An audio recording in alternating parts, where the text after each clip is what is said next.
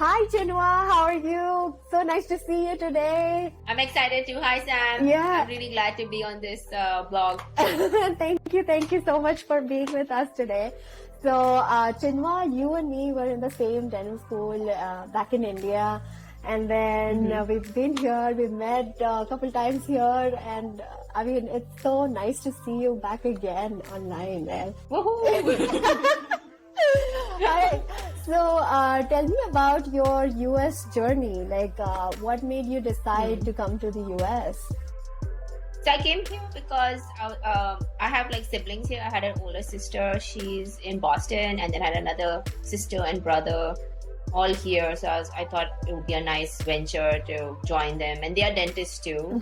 So it was really nice to. So I used to keep visiting them for vacations, and then I just saw their lifestyle and just the training itself.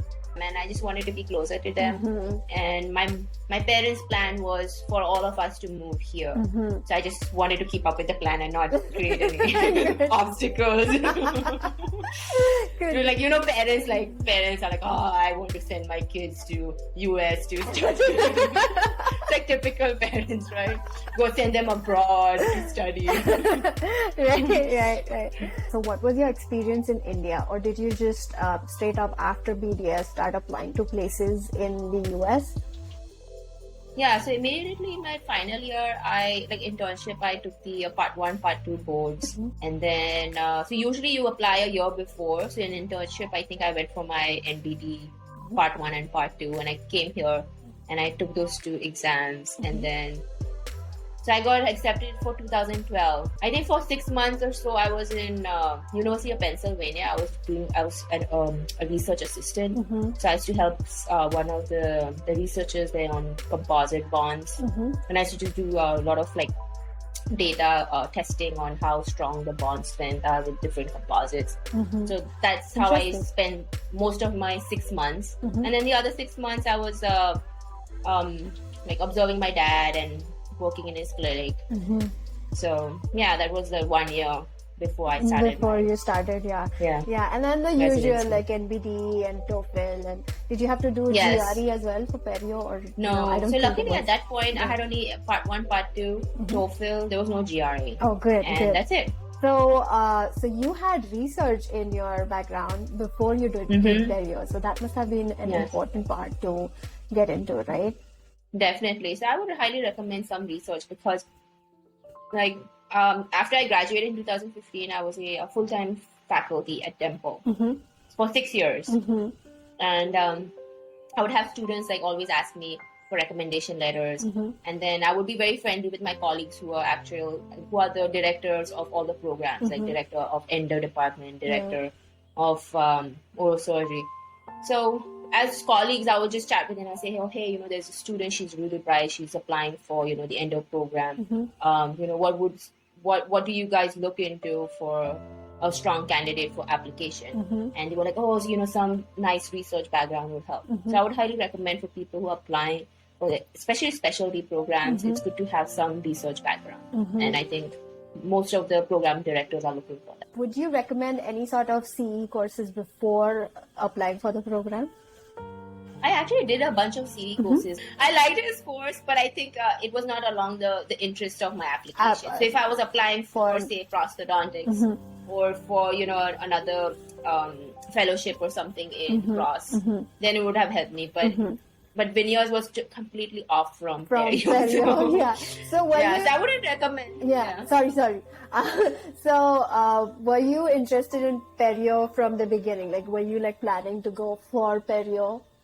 Or did you have any options? I like Perio. I did. Yeah, Perio was definitely my first choice. Okay, good. So did you apply through Pass and Match, or how was that at that time? I did apply for Pass, but not Match. We didn't have Match at that time. Okay, good. And how competitive was it? Pass, I would say it was slightly competitive because everybody wants to apply for specialty programs. Yeah, right. And every parent wants to send their kid to specialty programs. So it was, of course, very competitive, and it was only 4 seats, so 4 residents. So it was a very small class.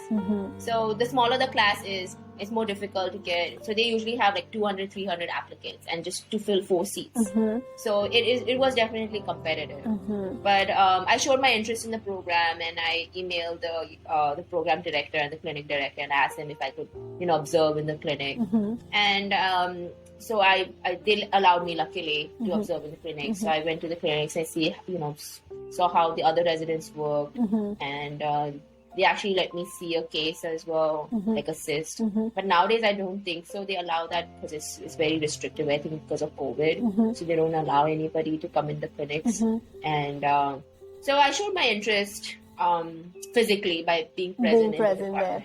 Oh, yeah. I mean, physical presence is very important, right? Yeah. Especially So they get that you're so interested in the program and not just like applying to 100 bunch of programs, right? Sure, yeah. Sure. So where did you do your perio residency from? So I completed my perio residency at Temple University, and it's a 3-year course. Temple University is located in Philadelphia, and that's where I did my residency. It was very clinically strong, and at that time our program director, he was very good friends with Carl Misch, Dr. Carl Misch. Actually, he passed away a couple of years ago, so it's late Carl Misch, and he's a huge pioneer in dental implants. So as residents, we went to the course for free. Oh, so that's we would fly awesome. down to, we flew down to Florida. There were at least 6 to 9 courses. So there was a surgical course, and then there was a prosthetic course. So we took the advantage of attending all these courses. And it was a very good experience to see Dr. Carl Misch lecture, and then he would come to Temple and he would do some hands-on clinical training with our patients too. It was really nice. He was very personable. He's really big guy, like really tall, and he has a very nice personality.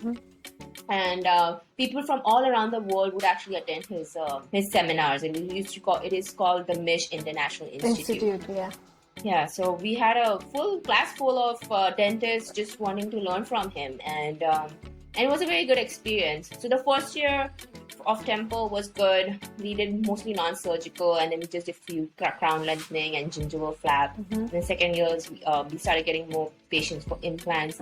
And at that time, we were very lucky to have like donated implants. So each student would get 5 free implants from the dental company for their patient. So we would place the implants for free, and then the surgical cost was like maybe $450. So that's how I got a lot of experience, clinical experience. Awesome. And then finally I graduated in 2015. So that was my whole journey, from nagging parents to graduating in 2015. Fantastic. I know you've been working a lot on research projects, right? I mean, you also have certain publications. Can you tell me a little bit about that? So recently, after graduating in 2015, for at least 4 years, I was not interested in research. And then suddenly I had a research bug as of 2 years now. I started getting more curious, started getting more involved. I saw a lot of like peri-implantitis cases, and I was like, I want to investigate further. And then I collaborated with many other faculty. Like we used to have these collaboration meetings. So there was a rheumatologist who came up to me, and then he's like, I heard you're a periodontist. Would you like to collaborate on a study where we'd like to find association of periodontitis with lupus. Oh, that's wow. where we started, and so that's how we initiated. So that was one of my initial studies where I collaborated with a rheumatologist, and then we worked on a paper, and that was published, where we found the correlation between periodontitis and SLE. And then after that, I collaborated with another department, the IT department of Temple, with the PhD students, and they work they do a lot of research in artificial intelligence. Like in his lab, he was saying that they work on self-driving cars and stuff. So they do a lot of like interesting stuff in the lab. And so he wanted to work on, so I was like, hey, if you guys do a lot of cool stuff in your lab, let's see if we can use artificial intelligence in identifying dental implants. Because a lot of general dentists get confused with system it is. So that's how we published another paper on how to use artificial intelligence in identifying different. So we used 3 systems, and in 0.12 seconds, it can identify which implants. It's really quick. It was fast. Oh, that's awesome. I like, Yeah. Recently there's also an app, I don't know if that's related to the same Yeah. research or something, where Yeah. you just click the picture of the implant to identify what it is. Like which Yeah, along system those it is, lines. so It's something. already an app, Yeah. but we were looking specifically at just 3 systems, like Straumann, Nobel, because we have so much database in Temple because we have those 3 implants. So we had like 5,000 implants on those different kinds. So he had a lot of data to work with it accurately. That's good. And he said that each app is different because there are different Identifiers methods. probably. Yes, Yeah. exactly. So he's like, I can beat these guys. Because I was like, hey, this is already out there. Why do we have to repeat the study? And he's like, no, my program is way superior than this one. So I was like, fine, I'll give you the data. You work on it. So that was one of my other research. And then I collaborated with another researcher. He's working on hydrogel. So it's similar to Arrestin, but it's not exactly Arrestin. He created hydrogel. It's like an injectable gel-like material where you can inject in localized vertical defects, and it has regeneration properties and antibacterial properties. That's fantastic. So we are working on that. Yeah. So we are working on that. So it's called hydrogels, and it's way far superior than Arrestin because it's light curable and it's most. Oh, so you inject it and then substantivity. light cure it. Yeah. Wonderful. Yeah. Yeah. So that's one of my other projects, and then I have more. So Like a lot. I mean, like a lot. Thanks. Great job, Chinhu. And then, plus you've been going out for a lot of global outreaches, and you've been doing online lectures. You've been doing a lot of great work. Tell us about that. Oh, thank you. So I love volunteering. So when I was my first year at Temple, the dental students came up to me and they're like, "Oh, Dr. Hsiao, can you please join us on this dental mission trip to Jamaica?" And it was like, all you have to do is just supervise us. We'll be doing a bunch of extractions and just help us out. So I was like, sure. And then I get to and we get a free stay. So they covered my flight and my stay there in Sandals Resort. It's like an all-inclusive resort. Awesome. So I was like, sure, why not? So the first year I went, and it was a very good experience. Yes, it was. The conditions were very hard to work with. It was almost like India humidity. So we were sweating a lot, and we would go to like these rural areas in Negril in Jamaica, and would treat patients. At one time, we did almost 75 extractions a day, and the whole week from Monday to Friday, we saw like 800 patients. Wow, so I would take like fantastic. 20 students. Yeah, so I would take 20 students with me. We'd all fly there. We'll fly like Friday night, and then we'll enjoy Saturday, Sunday, and Monday we'll get to work from 8 to 5 non-stop. We'll work. Patients would be like lining up. There would be like lines of patients, and they were so nice and they were so grateful. Yeah, They would bring us like the coconut water. Yeah. Nice. I think you've been doing this for quite some years, right? Yes, Like, I did it at least for 3 years. Yeah. Yeah, for 3 consecutive years. So it was fun. Yeah. I think I should come with you next year. Definitely, you should. It is a very, very, very gratifying, fulfilling experience. You feel so nice there. Yeah, it's really nice. And then we treat other patients who need fillings in the like they have class 3s and class 2s, and if they have a lot of class 3 fillings, and we would fill it for them, and they would be so happy because if they have decay in their front teeth, they don't get a job. So we're giving them more opportunities to get jobs. Oh, that's really and then nice. And then we would see patients for extractions if they were in pain or something. We would do cleaning. So it was a very nice trip, very good experience. And then in 2019, I volunteered to go to Laos. That was the longest flight ever. How long was it from here? It was 27 hours. Longer than India. Yeah, it's really long. And this is only the flight time, not including the layovers. Oh. It was a long journey, but definitely worth it because it's through this organization where they send like medical professionals from United States to different countries like Laos, Tanzania, Nepal, Bhutan, and then other locations too they have. And so I went there to do a hands-on clinical training for the residents there, the postgrad perio and oral surgery residents and faculty. So I went there for the whole week. I took all my typodons, I took all my materials, suture materials, bone graft, membrane. I had such a huge box, like a whole carton box of materials. And I took my books to my Kalmish books. I had perio books, implantology books. I donated all of them so that they can put it in the library and they can just refer to it. And I had these study models, those plastic typodons where you can actually, or the jawbones where you can actually drill the implants. So I got some dummy implants. I took them as well with a surgical kit. And so in the morning would be didactic. I'll show them clinical lectures. And then the afternoons was in the clinics observation if they needed any help in, and they would call me teacher. They're like, teacher, I did this surgery and, it turned out this way. Is there any other way I could do it? It was really nice. They were really sweet. Little language barrier. But it was very nice. I mean, it's a learning experience after all, right? I mean, sure, yeah. For them, so each one of them got one study model or typodon. They learned how to create the osteotomy. And then I showed them some cases. And they had a lot of questions. And then they would take me out for like lunch. I would have the best lunches. They would bring me breakfast. So they were very hospitable, very hospitable. Then I went for a lunch with the dean of the school. So it was really nice. It was a very good experience. And when I came back, I had so much to tell about my trip on the website. And one of the project directors at that time, he was super impressed. And he's like, oh, can you be a member of our committee? And I was like, sure, I would love to be the member of the committee. And then a year later, I became the project director of that site. So I got promoted. Good trajectory. Yeah, of course. And then congratulations, by the way, on becoming the project director. Right?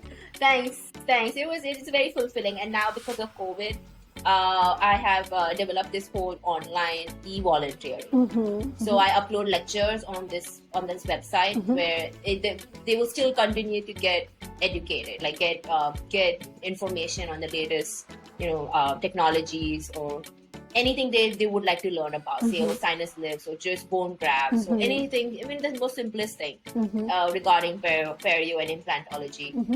I usually upload. So I've initiated this. It's called the e-volunteering, and so they have access to the PowerPoints, and I uploaded some books too, so they can read up.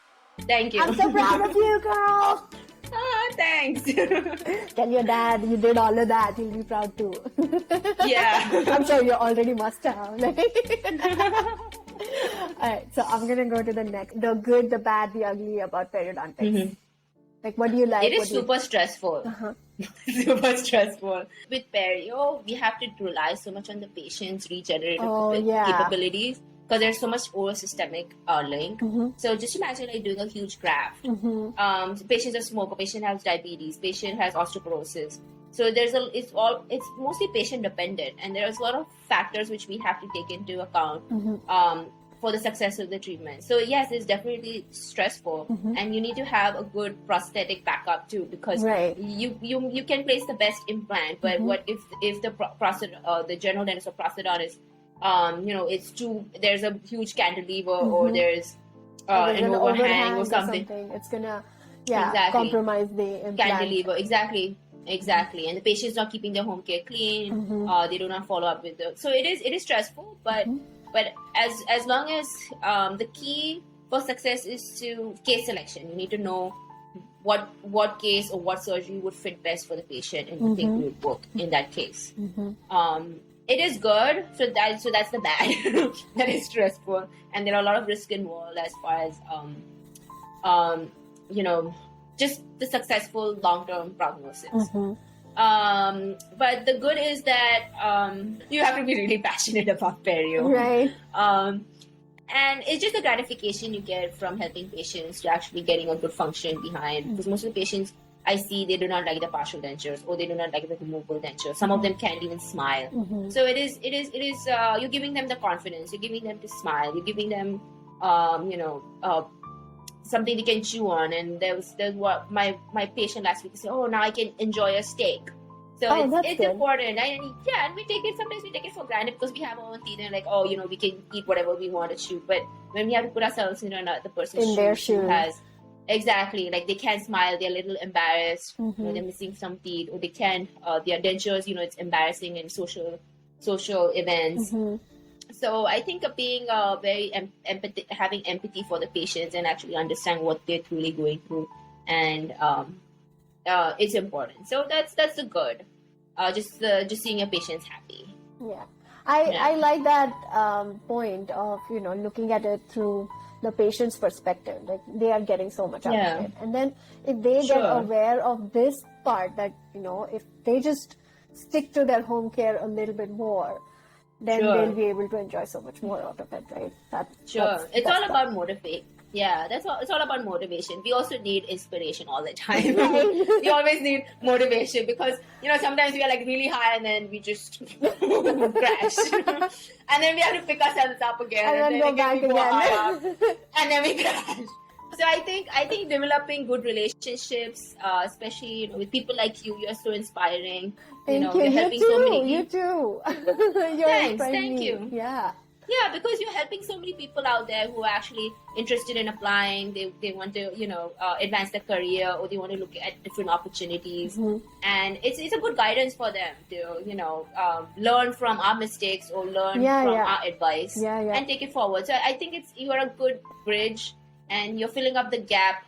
Rather than and this is more personal, like because I know you that well, I'm telling you what I've been through. Yes. And it's a very honest talk. Absolutely. So, I know. Like I can totally understand. I mean, it's not just me, because I've had the help from so many, like you and so many others who I interviewed who have helped in creating this channel too. So let's thank all of you for that. Sure, absolutely. We just need to spread the love and the help, whatever we can do it anyway. Right? Yes.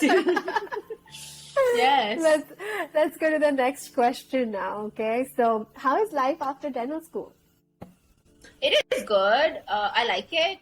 I think with what the training and learning and making friends and just the journey is it was very rewarding. And I'm very grateful and thankful for that. So every day in the morning, I remind myself to be grateful and thankful for what I have, what I can do. And that keeps me moving. So life after dental school is good. Good. No complaints. Good. Awesome. I like that. And so how about work-life balance? I mean, I know you work with Temple University right now. So how is work-life balance with that? So as of August 31st, I'm no longer full-time faculty. So I was full-time faculty for 6 years, and now I've transitioned completely to private practice. So yeah, I like it. It's definitely good. But I still teach at Temple 1 day a week on Tuesdays. Oh, good. Awesome. Awesome. I mean, you still have that spark of teaching. You've kept that alive. Yeah. So that's good. Yeah. So Tuesdays are teaching days. Awesome. Fantastic. And so have there been any difficulties in your path so far? No. Life without difficulties is not really life. Right, yeah. It's just a perception how we take it. Yeah. But it's been good. I think we just need to have a positive outlook. Right. Whatever we do. Right. And how about celebrations? Celebrations. Working as an associate at 2 practices. That's fantastic. I like it. Yeah. So that's the next step in your life after being a full-time faculty to an associate. And eventually, I'm sure you'd be into owning a place. Sure, yeah. So in conclusion, what would you suggest people applying for Perio courses throughout the United States? Advice, apply it if you're really passionate about it. It's very competitive nowadays because everybody wants to place implants. There are a lot of implant courses. Some of them are in Mexico. You can go, crash courses. But it is a good field, and just whatever you pick, just be the best in it. Try hard, work hard, and never give up. But as far as advice and applying, try to get as much as research, show your interest, and About CA courses, I'm not sure if there are any CA courses for Perio, but I think research definitely gives a boost to your application. So apply for research, even like research assistant or anything as such that will help in applying for programs. And yeah. Awesome. That's about it. Awesome. Yeah. Awesome. So apart from dentistry, I know you are a fantastic artist. Tell us a little bit about that. Thanks. So I learned how to paint when I was a little kid, and I learned how to do watercolors. And then I took the intermediate exam, the art exam. I know. In India, we used to do that. Yeah, the elementary and the intermediate. Yeah, with the geometry and then the still art like this. Yeah. Memory drawing. Oh my goodness. Yeah, I know. Yeah. I've taken that. Yeah, so that was a fun exam. Yeah. But I was interested in art when I was a little kid, and then I stopped painting for a while. Like in my residency, I never picked up a paintbrush at all. Maybe I don't remember. Must have been busy, COVID hit. right? Must have been busy. Yeah. So, yeah. And then COVID hit, and then I was like, okay, fine, let me start painting. You know what? Because of COVID, I know as bad as it was, there have been a lot of positive changes. Like I started with this channel. You started painting, right? Yeah, that's awesome. Extra time and don't go outside, right? Yeah, that's true. So I think with the example of COVID, I think we have to make the best out of any situation, whatever situation we are thrown into. And your dreams can come true if you want to apply for any program of your choice. And don't give up. Yeah. Awesome. I think work experience too, like clinical work experience is important. Shadowing, if you can say if you shadowed. They don't give that much preference for shadowing, but you need to put in some hours. Because when I was at Temple, I was in the admissions committee for the undergrad school, like for dental students getting admitted in dental school. Not international. I was not a part of the international admissions committee. I was in the admissions committee of the regular dental students who are US, who did the college here in the United States. It is very competitive. I've seen amazing applications and applicants. It must be almost like 1,000 applicants for a small class, right? Very competitive. And they are so smart, all of them. You want to click yes to all of them. But there's just limited seats. And one of my other committee members, she has a daughter, and she looked at the applications, and she was freaking out because she said that it's so hard. All the applicants are great. Yeah. She was kind of worrying about her daughter. How is she going to apply? And, will she be as good as these applicants? Because as year passes by, everyone it gets is more doing and more. Exactly. So it gets more and more competitive. So when she's like 8 years, but she still has a long way to go. But if, 10 years passes by, what's the application going to be like? Everyone's going to have best grades. Everyone's going to be amazing at extracurriculars. Everyone's going to be doing something or the other on the sides. And exactly. I know it's getting harder and harder with every year, I think. Yeah. Now, for example, we have channels like this now. So a lot of people are going to get helped with that too. At that time, we didn't have much, right? So we just prepared whatever we could. Yeah. So every year, I think it's going to change. It's going to change for the best. I hope so. And try to get involved in research and try to publish your own papers. Like try to collaborate with people, different departments, like the medical college, some doctors, physicians, rheumatologists, or anything. Try to collaborate. And I think with collaboration, you can bring your own